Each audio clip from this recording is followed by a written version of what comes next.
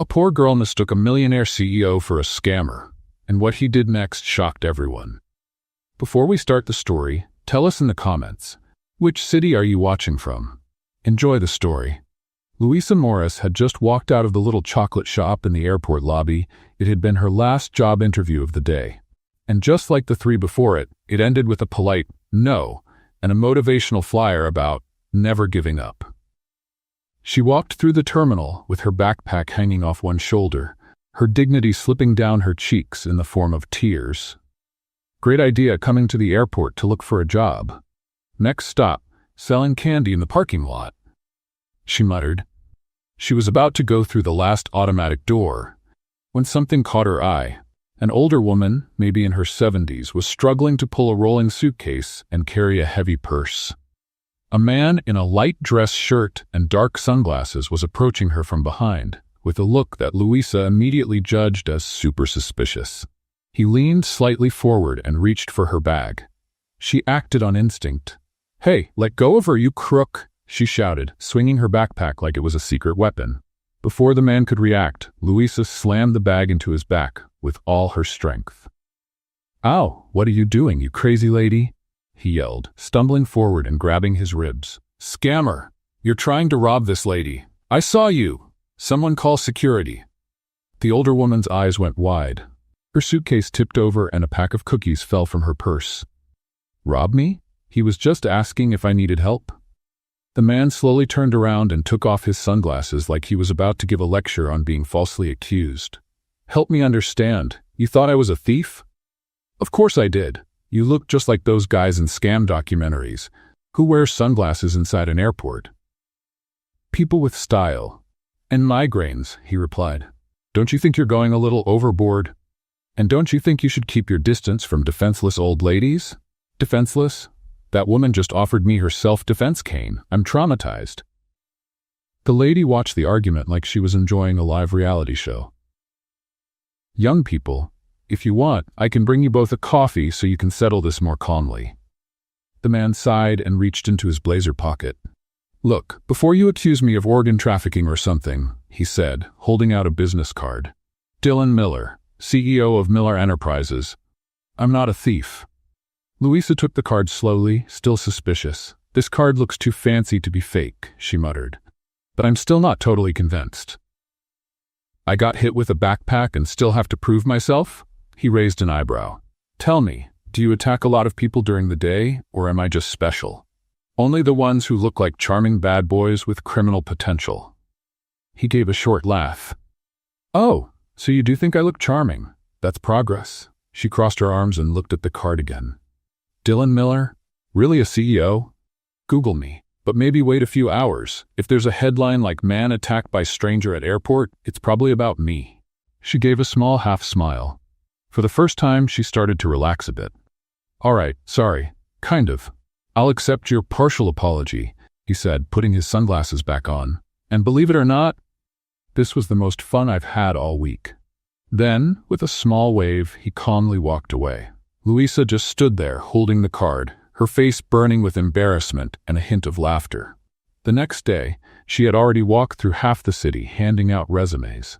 The other half? Stuffed in her backpack, wrinkled, sweaty, and ignored. She sat down in a small coffee shop near the bus station with a cold buttered toast and a coffee that tasted like it was brewed back in 1998. She rested her forehead on her hand and let out a dramatic sigh that nearly turned into tears. "Is that a gray cloud floating above your head? Or is it just me?" She slowly looked up, and there he was. Dylan Miller. Same blazer, sunglasses hanging from his shirt collar, a small smile, and a tray with a cappuccino and a croissant. "Are you following me?" she joked, surprised. "Actually, I came to grab some coffee. But it turns out the crazy lady from the airport likes coffee too. Can I sit down?" Louisa didn't say anything. She just motioned toward the empty chair. He sat down and looked at her. "So, what brings you here, looking all lonely and like you missed the finale of your favorite show?" "Job hunting. Again, but the only offer I got today was a flyer for an online cooking course," she said. Do you know how to make coffee?" "If it's instant, I'm an expert. Why?" He took a bite of the croissant, deep in thought. "Because I need a secretary. And maybe you're right for the job. She widened her eyes. Are you crazy? We met yesterday, and only because I hit you with my bag. How does that qualify someone to be a secretary? Exactly. You react quickly. You've got good instincts. A bit extreme, sure, but you're not easily intimidated. That's rare. Dylan, I don't even know if that's your real name, he laughed. Look me up on Google. And while you're at it, think about the offer. Temporary position, supporting a humanitarian project, fair pay, housing included, and no bag swinging, please. She hesitated. Okay, maybe I'll think about it. Great, he said, grabbing a napkin and writing down his number. Call me tomorrow or stop by my office. Just don't bring the bag. Louisa held back a laugh. Maybe he was nuts. Maybe she was too. But for the first time in days, it felt like something different was about to happen. The next day, Dylan's scribbled number was still in Louisa's bag. She'd barely slept, her mind racing. Secretary to a millionaire CEO I hit with a bag at the airport. Definitely wasn't on her career plan. But there she was again, walking around the city with the same old resume and the same tired smile for the same old "we'll be in touch" responses. Around 10 in the morning, she stopped in front of a newsstand and, out of pure curiosity, looked at a business magazine. It didn't take long. Dylan Miller, the youngest and most mysterious CEO of the decade. The headline featured a very familiar face, now without the sunglasses and with hair way too perfectly styled. The caption, "Low-profile billionaire funds groundbreaking humanitarian project in the countryside." Louisa's eyes widened. Wait, he was serious? She grabbed her phone, typed the number, deleted it, took a deep breath, and didn't call. Instead, she did what she always did. Looked for another job, one more try, one more walk, one more rejection, until the sun started burning the back of her neck and her stomach begged for mercy. She walked into the first cafe she saw, the same one as the day before. At least the coffee was cheap.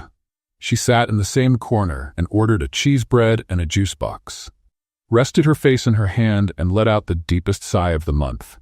And then, as if the universe had a sense of humor, "I'm starting to think you're following me now." She looked up slowly. There he was. Light shirt, casual blazer, a coffee cup in hand, and that smug smile. Either you really like this cafe, or you're into lukewarm coffee and confused service. "It's my new thinking spot," she said, moving over so he could sit down. Dylan settled in like it was the most natural thing, took off his blazer, and rested his arms on the table like they'd been doing this for years. "So, did you think about the offer?" "Which one? Being your lightning-fast secretary, or running off with you to a desert island and living off coconuts?" "The first one." He smiled.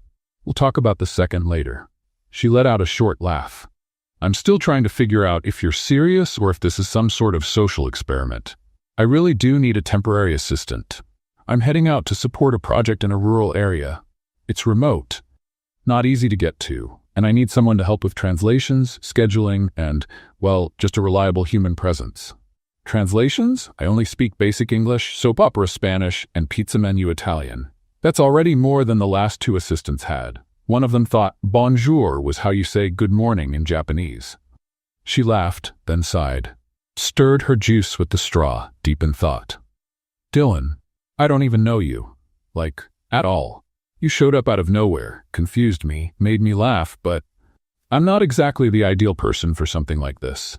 "Maybe you are," he said calmly. "You're honest, impulsive, in a good way, and you have something I really value, courage, and a sense of justice, even if it's a bit clumsy." "Great. Now I'm not just broke and unemployed, I'm a comic book character. Louisa, look," he leaned in a little.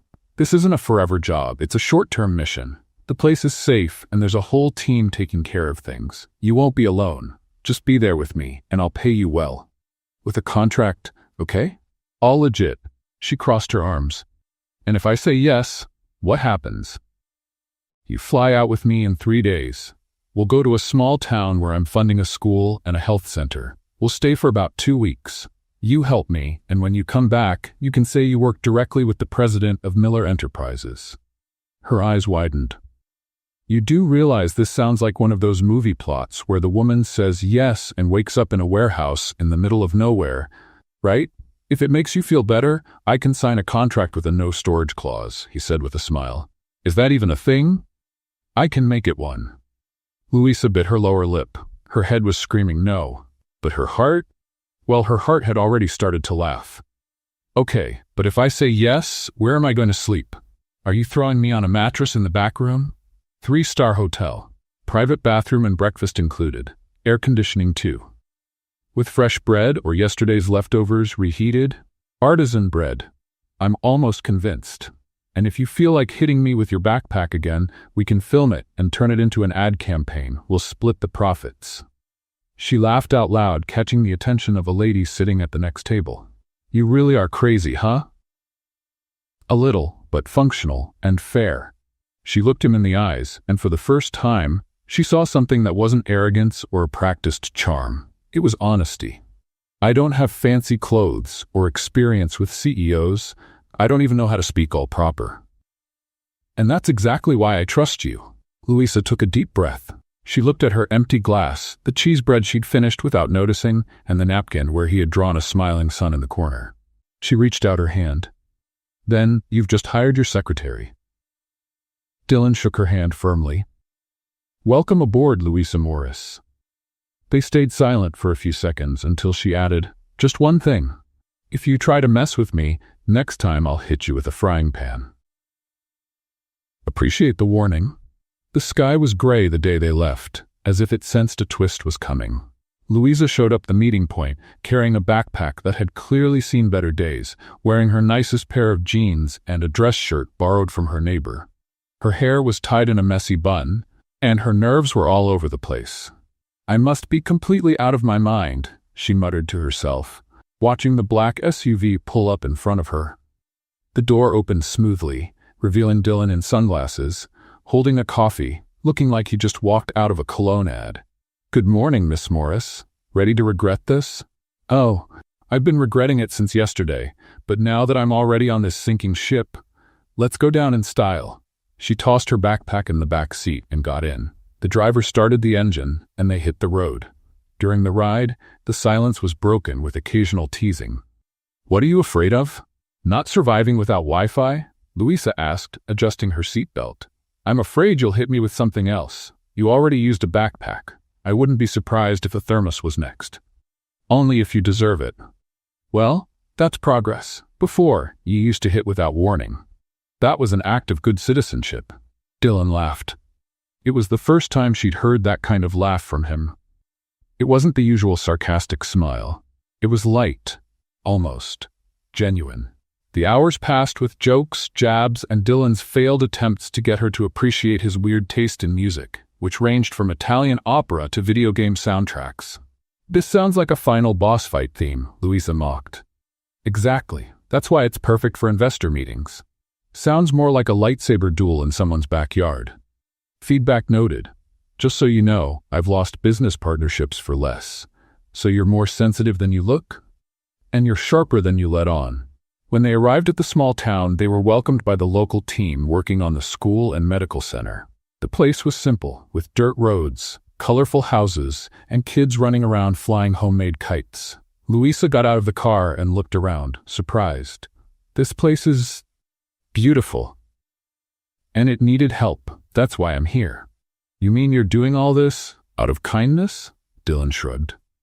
I'm not that noble. But I grew up watching my grandfather help villages like this. I'm just trying to do my part, or pretend to be a good guy and earn some karma. You're strange. Thank you.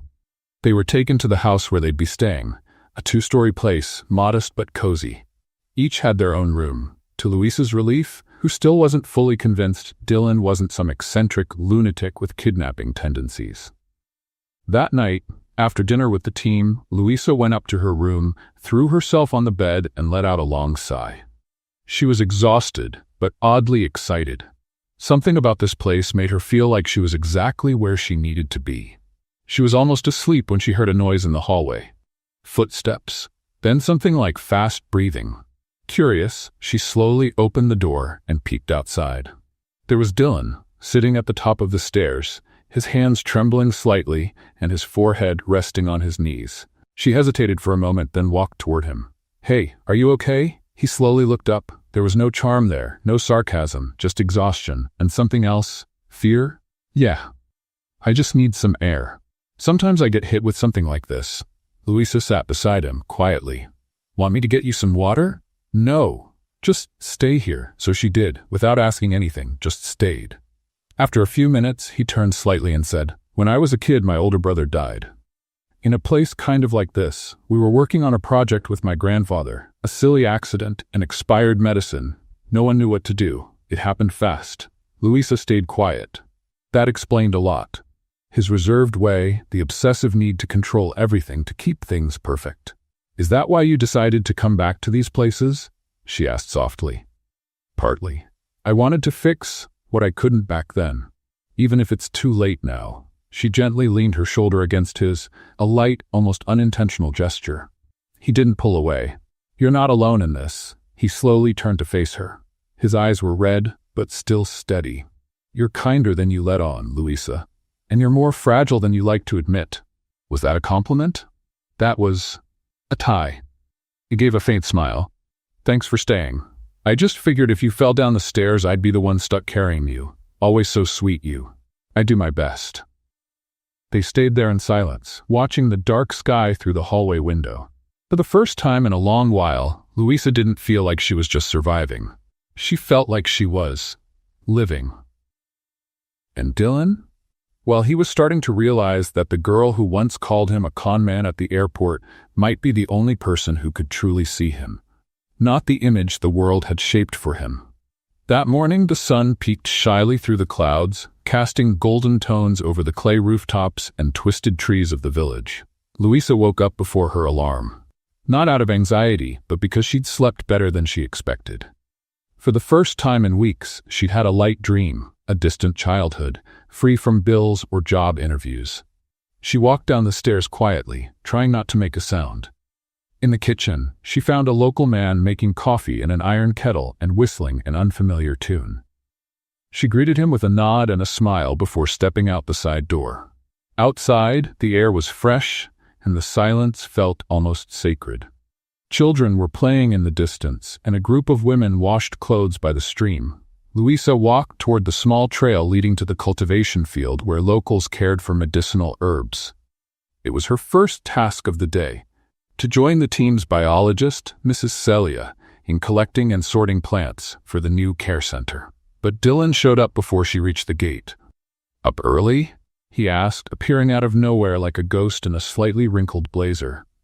"I'm poor. I'm used to waking up early and going to bed late," she said, pretending to be serious. "Unlike CEOs who wake up to classical music and coffee brought in by butlers. I don't sleep much, and my Alexa still can't make coffee. The day she does, you people will replace humanity." Dylan walked beside her, hands in his pockets, looking calm. "Going to the field today?" "Yep, I'm gonna learn the difference between Boldo and this stuff cures anything, girl. Just doesn't pay your bills." He chuckled. "Mind if I tag along?" "Thought you had a meeting with the architects today." "They can wait." "You, not always." Louisa gave him a suspicious side glance. "You're being a little too nice, and you're more suspicious than a cat on bath day." "That's just how I am." Out in the field, the visit turned out to be more fun than they expected. Mrs. Celia, a woman in her early 60s with the humor of a teenager and endless patience, explained each plant like she was introducing characters from a soap opera. "This one here is the queen. Cures headaches, back pain, and even heartache," she said, pointing at a thin, long leaf. Louisa tried not to laugh. Dylan asked serious questions but always had a slight smile, like he found the guide's way of speaking amusing. "What about this one?" He pointed at a small-leaved plant with a strong smell. "Oh, that one's tricky. Use too much and you'll get a stomachache. Use too little and it does nothing, just like some people." Louisa raised an eyebrow at Dylan, laughing. "Hear that? They just described you as a plant." "Well, at least I'm medicinal." "That's a step up," he shot back. During the walk, Louisa tripped over a thick root. She didn't fall, but twisted her ankle with a sharp crack. She tried to play it off, but the pain on her face said it all. "Ouch, ouch, I hate that plant." Dylan rushed over. "Sit down." "I'm fine. Sit down, Louisa. No heroics. Not today." She sat down on a rock. Dylan crouched and carefully examined her ankle. His touch was gentle but firm. "It doesn't look broken, just twisted. It's going to swell a bit," he said, frowning. "It's okay. I can handle it." Great, then you'll let me carry you. What? Before she could protest, he had already picked her up with ease. Dylan, I've got 2 working legs, you don't need to. I know, but you've also got a serious case of stubbornness, and I'm the medicine now. That was cheesy. I do my best. She mumbled something under her breath, but didn't resist. She was tired. It hurt more than she wanted to admit, and deep down, being carried like that made her feel strangely safe, and small, and seen. Back at the house, Dylan settled her on the living room couch, grabbed a bucket of cold water, and made a quick cold compress with a clean towel. You know, you could have been a doctor, she said, watching how carefully he wrapped her ankle. I almost was. My parents wanted that. I wanted that. But after my brother died, I couldn't do it anymore. She stayed quiet, waiting for him to go on. He was everything I wanted to be. Smart, kind, he knew everything about first aid. On that trip, he was supposed to save lives, not lose his. And you think you failed? I'm sure of it, he said without hesitation. I was just a stupid teenager who thought money could fix everything. But all the money in the world didn't save my brother. Louisa held the towel on her ankle and looked at him. You know this isn't your fault, right? I've heard that, but I never believed it. Then hear it from me. It's not your fault, Dylan. Not even close. Your heart was in the right place, and now you're here, trying to fix the world with schools, doctors, food, time. That means so much more. He gave her a tired smile. You always say the right thing at the wrong time. And you always show up when I least expect it. Maybe we're just 2 accidents waiting to happen, or 2 messes that fit together. Their eyes met for a moment that lasted just a bit too long. A moment where no words were needed. Just quiet breathing, the towel dripping water, and a comfortable silence between 2 strangers beginning to understand each other. Thank you for taking care of me, she said. This time I took care of you. Next time, it's your turn. But no more bag swinging. Okay? No promises. They laughed together, as if laughing was the only way to say, I'm here with you, without actually saying it. The next few days in the village moved at a pace Louisa could only describe as bittersweet. In the mornings, they watched the school construction progress. In the afternoons, they helped the medical team stock the makeshift pharmacy. At night, sometimes, Louisa and Dylan sat on the porch steps, sharing stories about their very different lives. Hers, simple and full of everyday challenges. His, grand and weighed down by responsibilities few could see. Let's play a little game for those who only read the comments. Type Coquelet in the comments. Only those who made it this far will understand. Now, let's continue the story. Even though teasing had become their main way of communicating, it was clear they were growing closer, and it was also clear that the peace wouldn't last. On a hot Wednesday afternoon, the village was celebrating. A small shipment of donations had arrived, boxes of food, medicine, books, and toys for the children. Louisa was helping unload supplies when she noticed something odd. One of the local coordinators, a woman named Clara Ribeiro, always smiling and just a bit too observant, approached Dylan with a concerned expression. Mr. Miller, could we talk for a minute? Dylan nodded, serious, and followed her to the shade of a nearby tree. Louisa, carrying a box of toys, couldn't help but glance sideways. Not that she was nosy, of course, just observant. The conversation looked tense. Clara was gesturing a lot, and Dylan stood with his arms crossed, listening without interrupting. Suddenly, Clara discreetly pointed at Louisa. Louisa's stomach dropped. Dylan frowned, said something in a low voice. Clara insisted. Louisa forced a smile and kept stacking boxes, but her senses were on full alert. A few minutes later, Dylan walked over, his expression unreadable. Can we talk? The world seemed to slow down, she said. Trying to sound relaxed, he guided her to a quiet spot away from everyone. I was told that some of the donation money is missing. He started, straight to the point. And what does that have to do with me? Louisa shot back, eyes wide. They said you received the last shipment and that you were alone with the supplies for a while before the inventory was done. Louisa felt her face flush. Are you accusing me? I'm not accusing, Dylan said quickly. I need to ask. I need to know. The words hit like a punch. All that time, Louisa had let herself believe he really saw her, that he trusted her. But there he was, hesitating, doubting. She took a step back, her chest tight. You know what's funny? Her voice cracked, but she didn't back down. You met me while I was hitting you with a backpack because I thought you were robbing an old lady. And even then, you laughed. You offered me a job. You brought me here. And now that someone points a finger at me, you stop and look at me like I'm this? Louisa, No, Dylan, I get it. She grabbed her backpack, the old one, the first witness to their story, and without looking back started walking down the dirt road toward the small town. Dylan just stood there, watching her go, not knowing what to say, not knowing how to fix something that maybe shouldn't have been broken in the first place. The walk back felt much longer without Dylan around. Every step weighed like she was carrying a bag full of invisible stones. Louisa tried to convince herself it didn't hurt, that it was just another disappointment in a long line of many. But she knew that wasn't true. Once she reached town, she found a cheap room for the night and the next day started looking for tickets to head home. Meanwhile, back in the village, Dylan started digging quietly. Something didn't add up.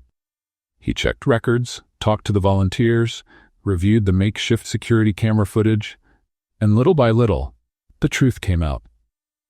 The coordinator, Clara Ribeiro, had been siphoning funds for months, and when she noticed Dylan getting too close to the locals, too observant, she used Louisa as a scapegoat. The realization hit him like a thunderclap. Dylan felt sick to his stomach. He had doubted Louisa, right when she needed him the most, when she deserved it the least. And now, maybe it was too late. 2 days later, in a roadside diner, the kind where coffee comes in oversized mugs and the soundtrack is a mix of off-station radios, Louisa was doodling on a napkin when she heard the bell above the door ring. She didn't need to look up to know who it was. Dylan. No sharp dress shirt, no expensive blazer, just jeans, a plain t-shirt, and eyes full of guilt. He walked over to her table like he was crossing a minefield. Louisa. She kept doodling on the napkin. Here to accuse me of stealing the sugar too? I came to apologize. She finally looked at him, in the eyes, and it hurt, because she still liked him, and because trusting him had hurt more than being accused. I found out it was Clara. She'd been stealing funds for months. She used you to cover it up. Louisa crossed her arms. Did you figure that out on your own, or did someone else have to knock on your door to clue you in? Dylan looked down. I was late, and I have no excuse. I just want you to know it was a mistake, a bad one, and I'm really sorry. She sighed. What she wanted to do was yell, or hit him, maybe dump the sugar bowl on his head. But instead she said, "So what now? You want me to come back and be your secretary again?" Dylan gave a sad smile. I want you to come back because I miss you, not as a secretary, as you. Louisa Morris, the airport girl, the one who takes on a CEO with a backpack and somehow heals broken hearts without even noticing. She bit her lip, thinking, And the pay? Double, he said without hesitation. And breakfast included? Every day, I promise not to burn the bread. Louisa sighed, pretending to think it over. And if I feel like hitting you again? Only if it's with love, he said, opening his arms. She laughed, really laughed, and realized she was tired of holding on to anger, and maybe some people did deserve a second chance. Louisa stood up, grabbed her worn-out backpack, and said, All right then, boss, let's go before I change my mind. Dylan smiled, relieved, and walking beside her, he knew one thing for sure. He didn't want to lose Louisa again. Not ever. The town looked even grayer after she got back. Louisa stared at the bakery sign on the corner like it was an old enemy. Fresh bread, starting at 6 a.m. She'd gotten up at 5:30, taken a lukewarm shower at the guest house, and put on the least wrinkled clothes from her bag. She was ready for another round of job hunting. But unlike other times, something had changed, and she knew exactly what, or rather, who. Dylan Miller wasn't easy to forget. And it wasn't just because he'd burst into her life like a whirlwind in a pressed blazer. It was the way he asked questions no one ever had. The way he looked at her like he was trying to solve a puzzle. The way he listened when she talked about little things, like the best way to fry an egg without breaking the yolk. Louisa sighed, and then, without thinking, she stepped into the bakery. She bought a coffee and a roll. Then she hit the street, backpack on her shoulders, folder of resumes in hand, and that old mantra in her head. One more day, one more try. After hours of walking, handing out papers, and hearing different versions of the classic, "We'll get back to you," Louisa sat down in a park. The concrete bench was cold and uncomfortable, But she didn't even notice. She pulled out her phone, stared at the screen for a moment, and scrolled through her photo gallery. There was one Dylan had secretly taken, her, holding a child in her lap, laughing as the little girl decorated her with banana leaves. Cheesy, she mumbled, but she didn't have the heart to delete it. She turned off the phone and just watched people come and go. An older man feeding pigeons, a woman arguing on the phone, a boy trying to fly a kite with no wind. Life went on, without her. Later, she decided to go into a new cafe that looked cheap enough for what she had left in her wallet. She ordered a cheese bread, a coffee, and sat at the last table by the window. She watched the street through the glass, the world moving at a pace that felt completely different from hers. And then, as if the universe insisted on placing them in the same scene, he showed up. Dylan, no blazer, no attitude, just a gray t-shirt, jeans, and sneakers that had clearly seen better days. He looked ordinary, almost normal. Louisa saw him before he saw her. She thought about hiding behind the menu, about leaving, about pretending to be someone else. But she couldn't. He saw her, stopped for a second, and smiled. A small, slightly nervous smile, like someone who knows they're stepping into unfamiliar territory. "Hi," he said, approaching carefully. "Do you follow cafes around, or is this some kind of movie coincidence?" "Coincidence. But can I sit?" She hesitated, then nodded. "There's cheese bread, but the coffee's weak. I'm not here for the coffee." He sat down slowly, as if she might change her mind at any second. "So you're back in town?" "Yeah." "And you?" "Came to take care of a few things. Think. Get a little lost, maybe. Getting lost is easy around here. Finding a good job, not so much." He gave a half smile. "I figured you'd be working again by now." "I am, actively being ignored." They were quiet for a few seconds. Then Dylan said, "I missed you, you know?" She didn't answer. He went on, "When you left, the village felt different. The place, the people, even me. You don't seem like the kind of guy who misses anyone." "Maybe not. But you're not just anyone." Louisa looked away toward the street. There was a lump in her throat she didn't want to admit. "So is that why you came? To say you missed me?" "Not just that." He pulled a folded paper from his pocket and laid it on the table. "What's this?" "A map of a new project in the mountains. More remote, more complicated, but important. And I want you to come with me." Louisa looked at him. "You're asking me on another mission?" "It's not just a mission, it's an offer." She raised an eyebrow. "An offer?" "I want you to be my partner on this project, officially. Not as a secretary or an assistant. I want you to think with me, plan, build. I want you as my ally." That sounds like a lot of responsibility and not much pay. Same pay as always, but now with emotional bonus. She let out a short laugh. "Dylan, why me?" "Because you see what no one else sees, because you don't treat me like a CEO, because you make me laugh, and because, since you left, everything feels dull." She looked at him, long and deep, like someone searching for cracks in the words. "What if I say no? I'll wait a little longer. Then I'll show up at another cafe, and another, until you say yes.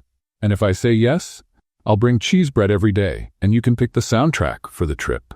She smiled. "Even if it's country pop?" "Now you're really testing my generosity." They both laughed. The tension started to melt like sugar in coffee. Louisa picked up the paper, unfolded it, and studied the map. "It's far. Very. It's risky. Quite a bit. And you're not even sure it'll work." "Not at all." She folded the paper and put it in her bag. "When do we leave?" Dylan smiled like a boy who just got an unexpected gift. "Tomorrow, if you're ready." "I was born ready.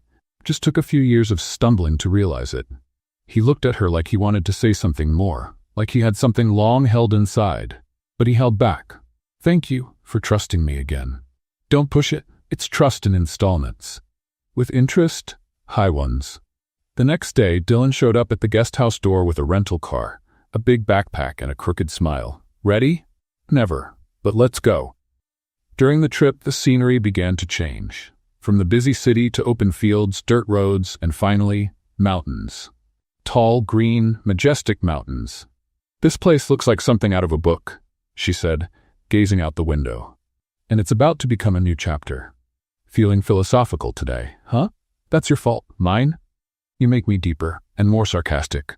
A perfect combo. They arrived at the village near sunset. The air was fresh, and the silence was broken only by birds and the sound of a distant waterfall. They were greeted by a small local team and taken to a simple wooden house with 2 bedrooms and a porch facing the sunset. "So?"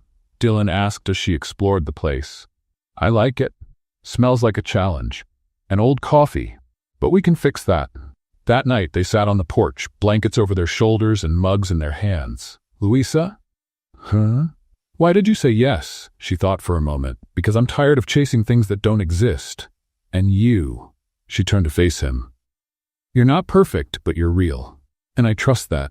I trust you." Dylan smiled. Then in a softer voice, "What if I told you this project was just an excuse? For what?" "To be with you." Louisa stayed silent, then answered with a gentle smile, "Then let's make it worth it." And there, on that wooden porch, surrounded by quiet mountains and a sky full of stars, the two of them began something new. Not a plan, not a contract, but something rarer, a silent promise that what they found in each other mattered more than any deal on paper. Waking up to the sounds of nature was a rare privilege for Louisa.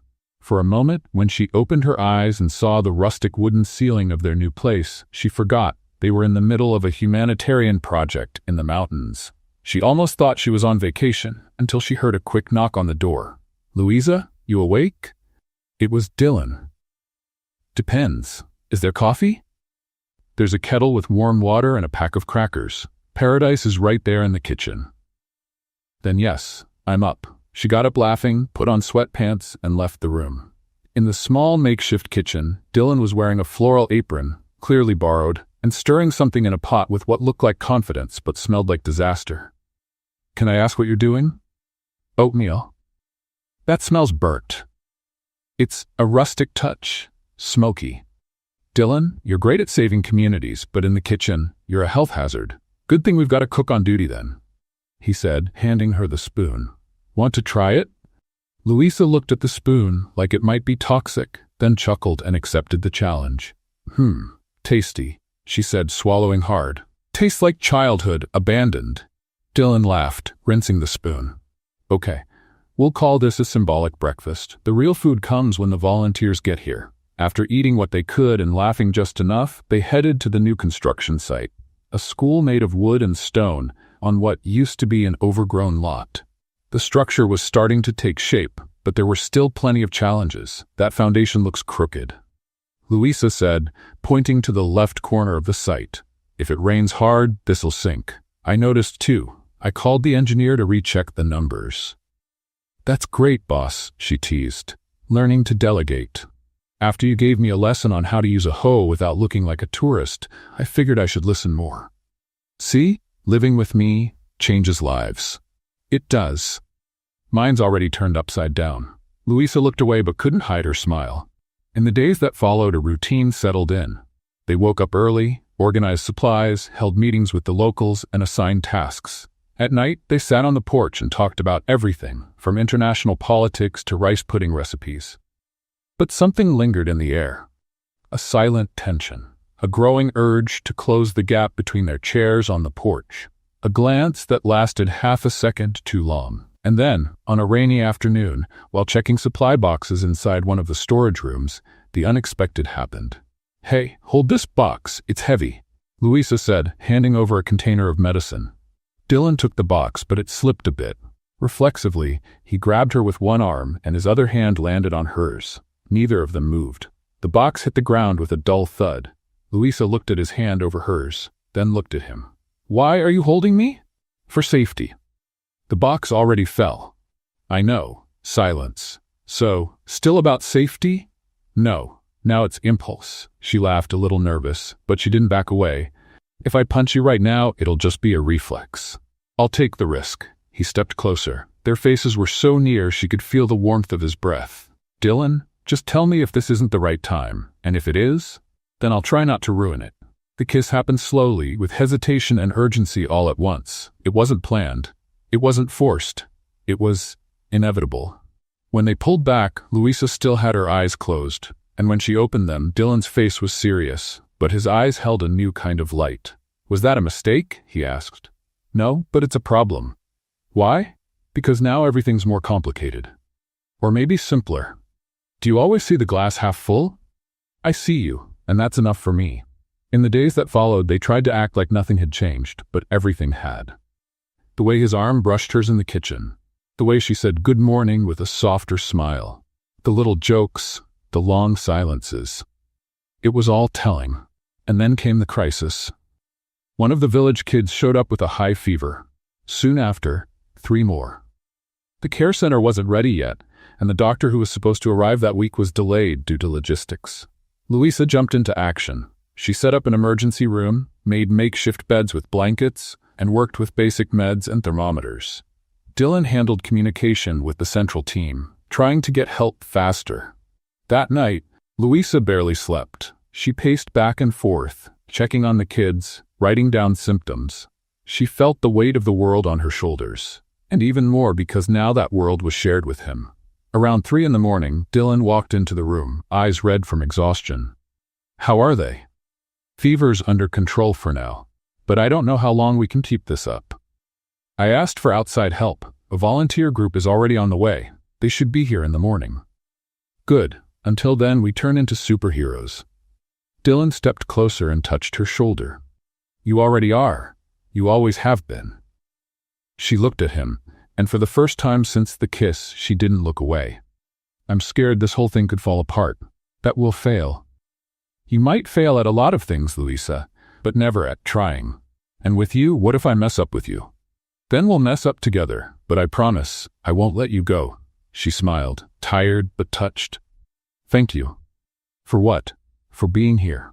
For not walking away." "It's not just the world that needs you, Louisa, I need you too." The next morning, help arrived. Doctors, nurses, equipment. Little by little, things came under control. By the 3rd afternoon, the kids were playing again outside and calm slowly returned to the village. Louisa and Dylan sat under a tree watching the scene.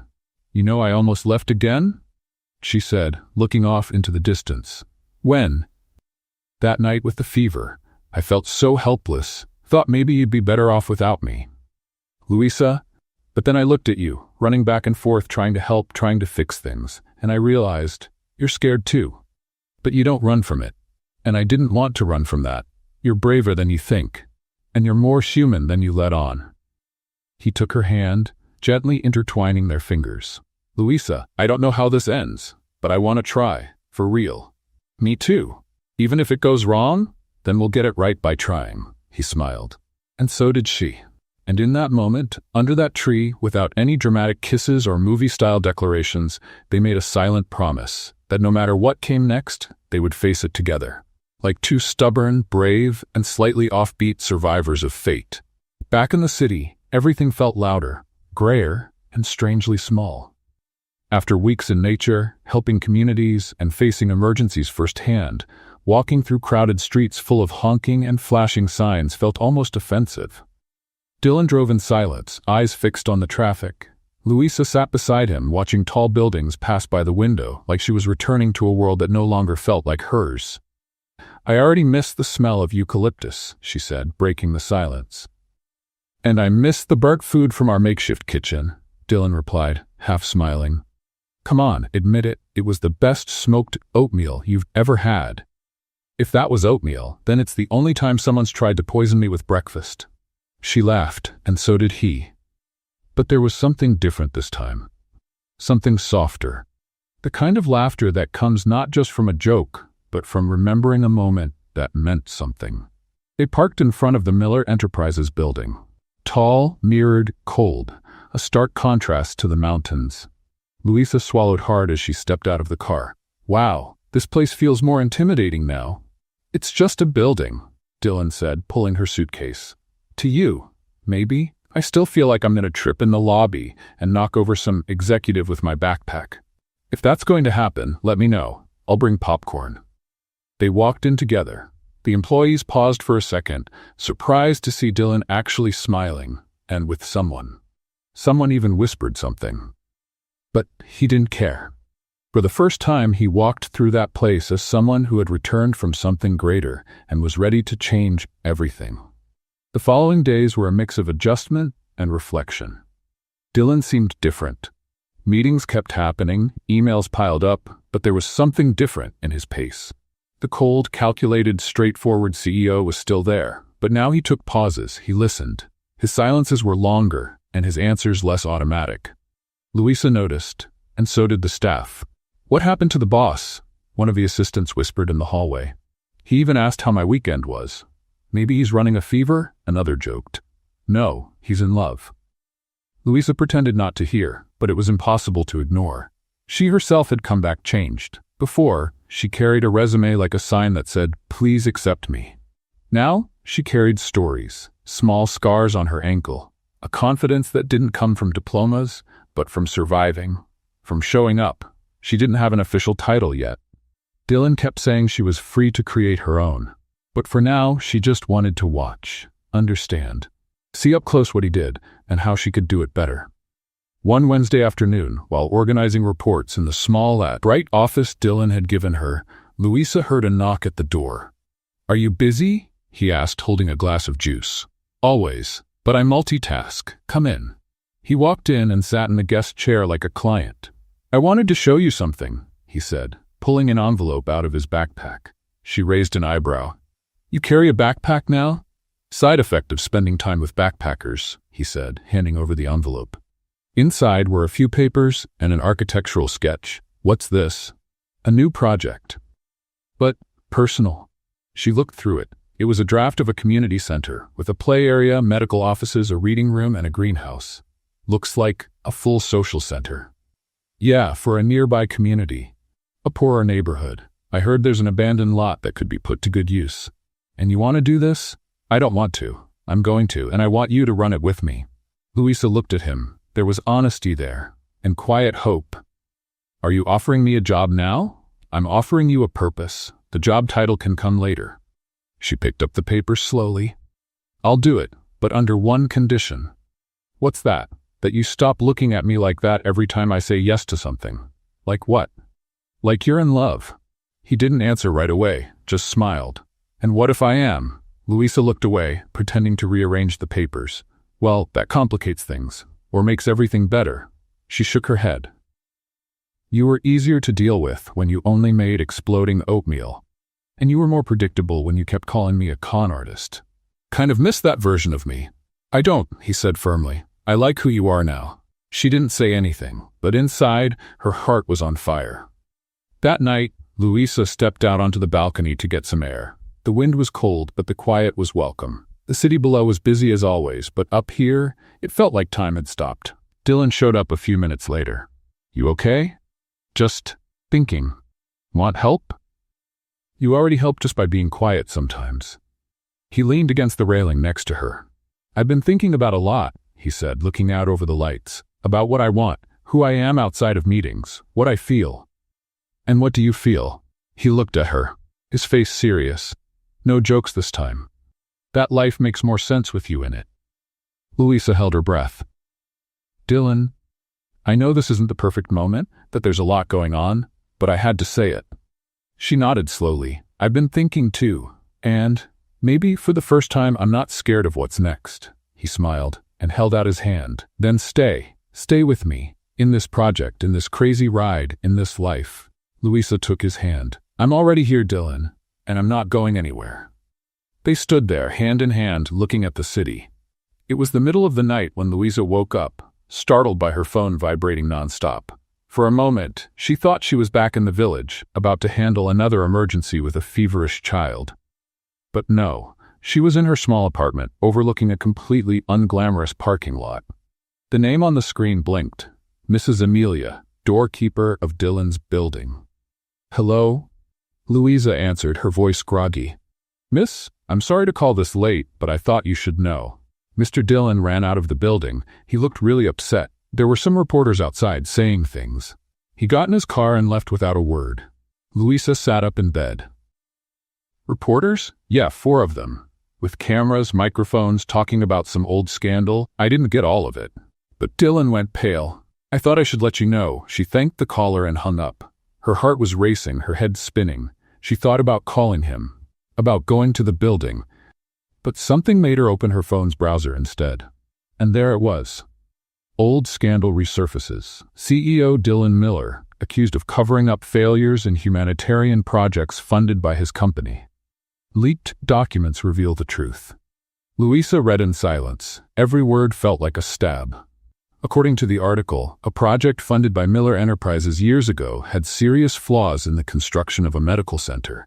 There were records of harmed patients, even one death due to medical negligence. The documents suggested the company had known about the risks and chose to keep them quiet.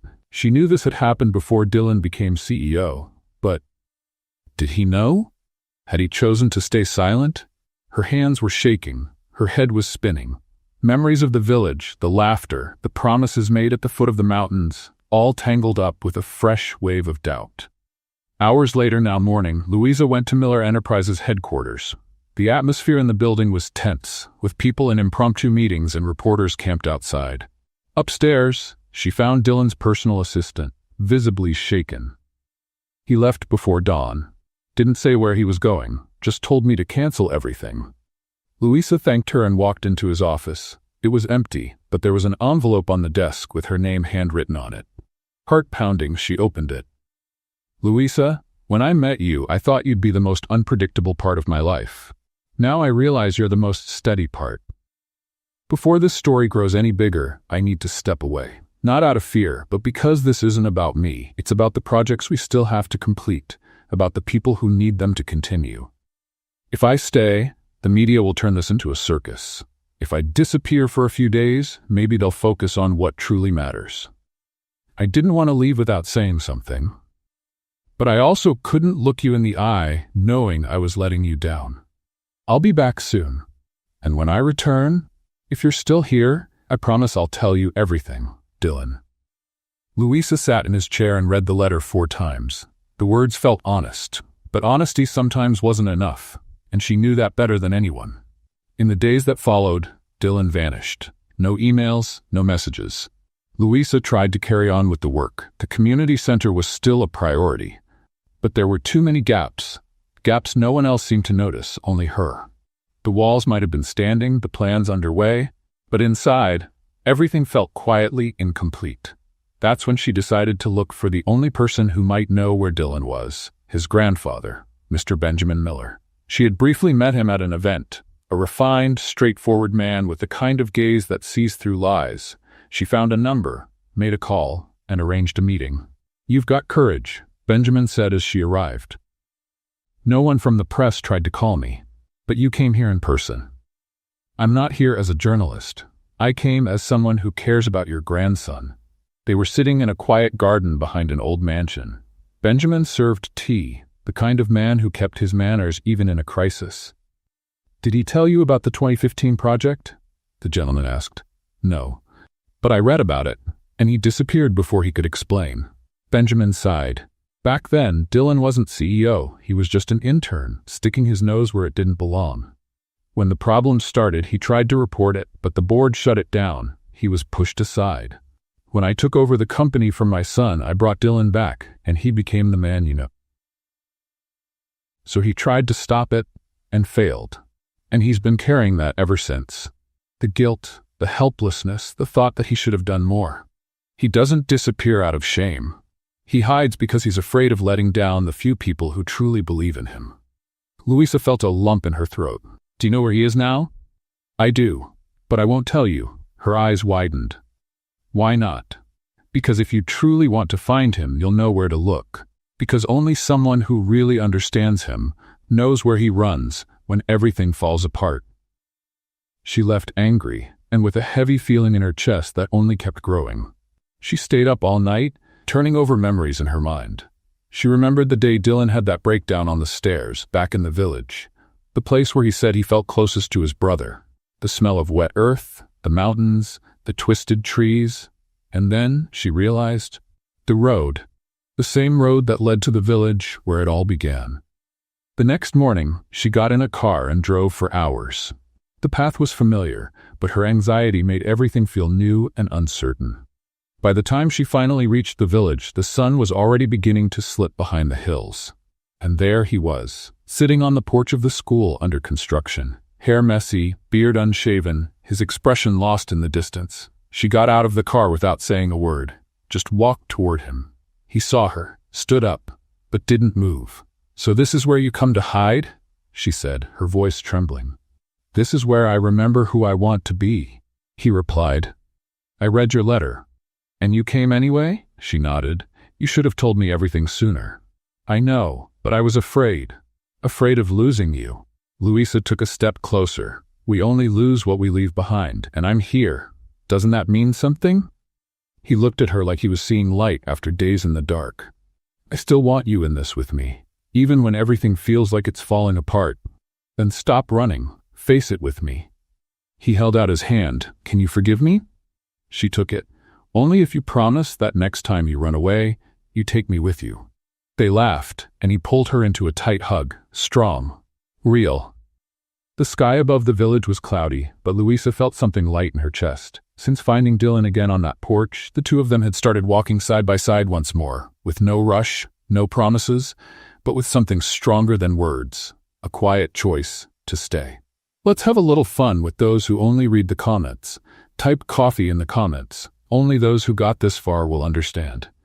Now let's keep going with the story.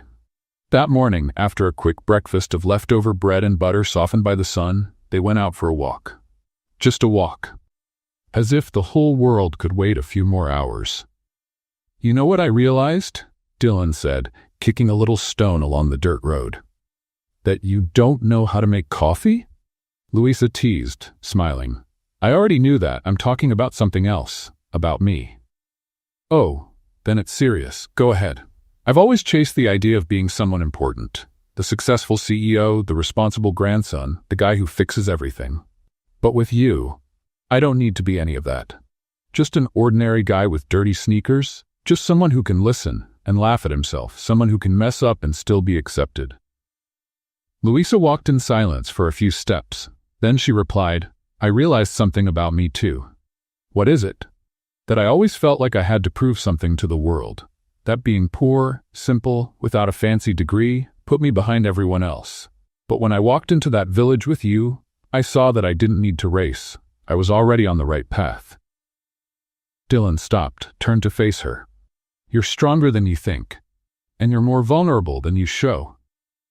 Maybe that's why we work, or maybe it's just luck. They laughed, and for a few moments everything felt right. Back in the city, a week later, life picked up again, but with new energy.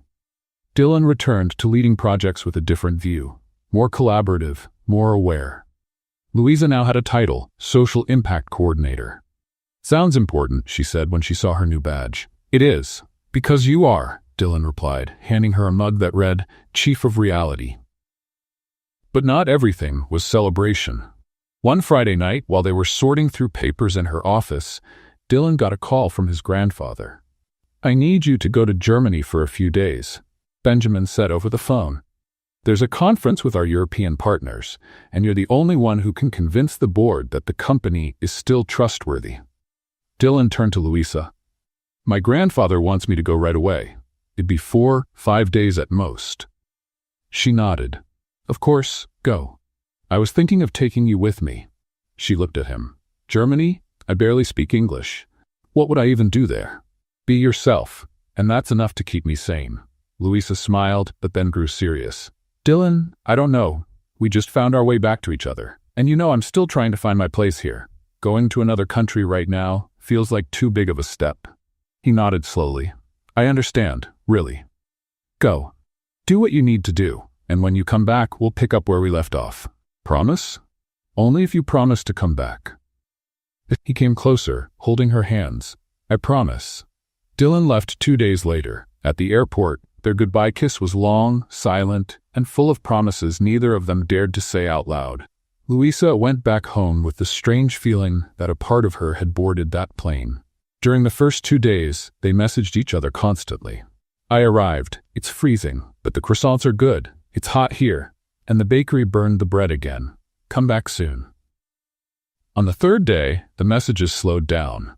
Meetings, time zones, busy schedules. On the fourth day, silence. And that's when something started to shift inside Louisa. She went to visit the old village on her own. She wanted to see her friends again, understand what could be improved in the community center, and see for herself what they were building with the project's funds. On her way back, she stopped at the nearby town's train station for a coffee. While she waited for her order, she overheard 2 women talking at the next table. I saw it on TV, right? He's in Europe with that blonde woman from the international projects. Oh yes, the director from the German Foundation. They say they're always together. Louisa froze, not out of jealousy, but out of fear. Fear of believing too much, of diving in alone. She took a deep breath, pushed the thoughts away, and went home. But that night, she couldn't sleep. The next day, Dylan sent a message. I'm coming back tomorrow. Meetings run late today. I can't wait to see you. Louisa replied simply, I'll be waiting. But she didn't say where. He arrived the next morning, tired, unshaven, but with a smile that could melt any wall. I thought of going to your place, but I figured you might be here. Louisa was at the community center, sitting on the floor, playing with 3 kids while waiting for a meeting. You were right, she said, standing up. But I didn't expect you to come here first. You're my first stop, always. She smiled, but there was something held back. Dylan noticed. Did something happen? I missed you, and I didn't know what to do with that. He moved closer slowly. I missed you too, but now I'm here. Dylan, I'm scared. Of what? That this is all too good to be true. That one day you'll wake up and remember you belong to another world. A world of polished people, travels, conferences, and bilingual blondes. He understood immediately. You heard about the German director? I did. Louisa, she's married, and has 3 kids. We only worked together. It was all professional. You can even call her if you want. She looked down, feeling awkward. I'm sorry, it's just that I care, maybe more than I should. He gently lifted her chin. You should care, because I care too, more than I can say, more than I know how to show. And now we start again, and again, as many times as it takes. She nodded. Just promise me one thing, anything, that the next trip will be with me. You don't even have to ask. It's already part of the plan. If someone had told Louisa she'd one day be sitting in a meeting with executives, explaining social impact concepts and speaking confidently about human values, she probably would have laughed or run away. But there she was, wearing a white shirt, dark jeans, and the Miller Enterprises badge hanging proudly on her chest. Next to her, Dylan, focused, but with that little smile every time she spoke. Our goal isn't just to build buildings, it's to build belonging. Places that bring dignity, where people feel seen, Louisa said firmly, in front of a table full of board members. One of them, an older man with round glasses and a French accent, nodded. This is more than strategy, it's purpose, Louisa smiled, and Dylan, without saying a word, gently held her hand under the table. Later, in the elevator, she leaned against the wall and let out a breath. Was it awful? She asked. It was perfect. Dylan answered. You were made for this. I was made to carry heavy backpacks and chase down scammers, and ended up changing the direction of my life. So keep going. Sometimes it still feels unreal, you know? What does? All of this. Us, the projects, the feelings. Louisa, none of this is unreal. It's what we built. Brick by brick, word by word. She looked at him. And what about what we're still gonna build? Dylan smiled, but didn't answer. Not yet. The following week, they decided to take a break from the corporate chaos. They went back to the village where it all began. The project was running well, the school was open, the medical center was active, and the children happy. It felt like coming home. One afternoon, they walked up the hill where they had talked for the first time under the clear sky. This is where I truly saw you for the first time, Dylan said. And it's also where you made me cry for the first time, Louisa replied with a hint of humor. I made you cry? When you doubted me. I pretended it was fine, but inside, it felt like an earthquake. Dylan lowered his eyes. I still regret that. Good, that makes you more human, and you make me want to be better. They sat on the same rock where she had once rested her twisted ankle. Do you remember? She asked. I do. I wanted to carry you everywhere after that. Well, now I walk on my own, she said, smiling. And still, I want to walk beside you. She looked at him. Dylan, is this a speech? A confession? Or are you just being dramatic again? He reached into his pocket and pulled out a small wooden box, hand-carved. Louisa froze. Is that what I think it is? He opened the box. Inside, a ring with a small detail carved into it. The flower she loved, the one they'd found together in the village's medicinal garden. I thought about making a big gesture, but then I realized our story didn't start with anything fancy. It started with honesty, with stumbles, with courage, with a backpack and a misunderstanding. She laughed, tears already welling in her eyes. So I ask you, Louisa Morris, will you keep building this thing called love with me? She bit her lip, trying not to cry. Only if we build it with strong bricks. No patchwork jobs. Reinforced bricks, I promise. Then yes, I accept. He slipped the ring onto her finger, and the kiss that followed wasn't just sealing a promise. It was the celebration of two paths crossing in the most unexpected way. The wedding happened months later. No big show. Just friends, the village, volunteers, and the children as flower girls and ring bearers. Louisa wore a simple dress that seemed made of breeze. Dylan wore white, both barefoot, standing in the grass. During the vows, she said, "When I met you, I thought you were a con artist. And in a way, you were. You stole my peace, my quiet, and then my heart." Everyone laughed, Dylan most of all. He replied, "When I met you, I thought you were a mess. And I was right. But you were also the most beautiful and brave mess I'd ever seen. And in that mess, I found my place in the world." They kissed to applause, flower petals, and the warm smiles of those who had witnessed not just a union, but a transformation. The wedding was simple, but every detail held truth. After the ceremony, while friends still danced under yellow lights strung between old trees, Louisa and Dylan slipped away. They climbed the small hill, hand in hand, laughing, breathless, as if escaping into a world that finally felt right. At the top they stopped, still catching their breath. "I don't know if you've noticed," Dylan said with a crooked smile, "but I just married the woman who once hit me with a backpack at the airport. And I married the arrogant CEO who thought kindness was a luxury. Hey, I was a rough diamond, you polished me." She laughed, and the sound was proof that their love had moved beyond a twist of fate and become a choice. "Did you know that day when you showed up at the cafe I had already given up?" "Given up on what?" "On myself. On trying. On believing someone like you could exist." Dylan took her hands, looking into her eyes with that calm way only she knew.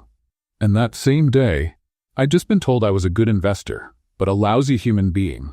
They said I had zero ability to connect with people. And then you showed up. With that courage, that stubbornness, that chaos, and I knew that even without knowing it, I was being rescued." She sighed, resting her head against his chest. "And now? Now, Louisa, I just want to live it all with you. Every project, every sleepless night, every mistake and every win. With you. Only with you." The days after the wedding brought far more work than rest, but also more love than any honeymoon could offer. The weeks passed quickly. Between community meetings, food deliveries, planning new education centers, and honest talks on the porch, the two of them were building something more than a routine. They were building a life. And then, one evening, Louisa waited for him in the kitchen. She was nervous. Not the kind of nervous that comes from fear, but from knowing something big was about to change everything. Dylan walked in with a wrinkled shirt, messy hair, and tired eyes. "Hey, love.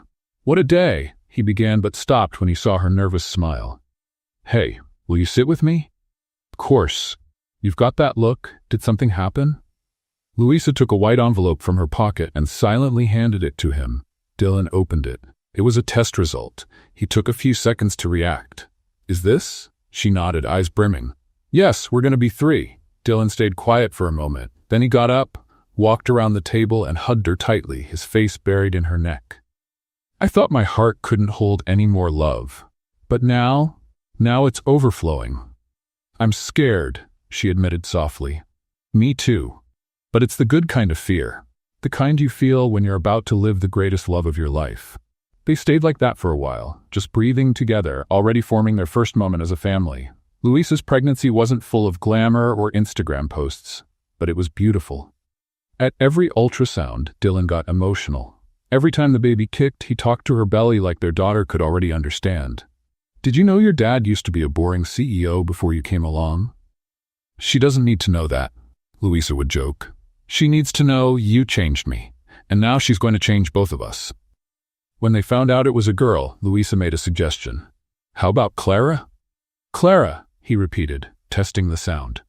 "Clara, yes. Clara like the sky we saw on that hill. Clara like the courage we had to stay together. Clara like you."